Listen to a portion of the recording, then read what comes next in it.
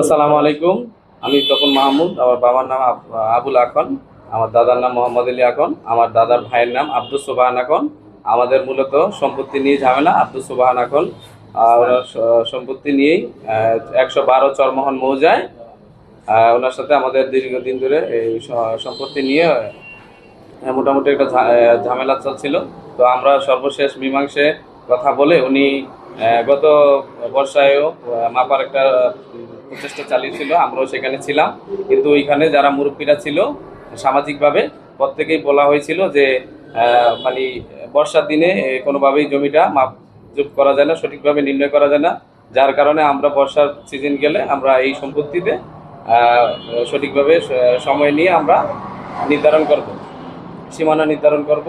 তো ইতিপূর্বে আমাদেরকে গত পহেলা রমজান আমাদেরকে রোজার মধ্যেই মাপজোপের একটা বলছিল আমাদেরকে, কিন্তু আমরা বলছি যে রমজান মাস, এই সময় মাপার কোনো একটা অবস্থা নাই।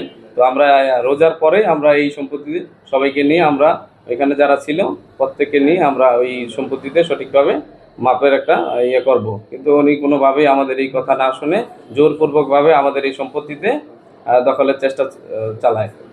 আমরা এর বিরুদ্ধে আইনানুগ বিচার চাই এবং আমরা চাই যে আমাদের এই সম্পত্তিটা সঠিকভাবে বুঝিয়ে দেওয়া হোক। এবং উনি 43% জমি কিনে সেখানে 60% জমি দখলে নেওয়ার চেষ্টা করে বাচ্চু হাওলাদার, 112 চরমোহন মৌজা।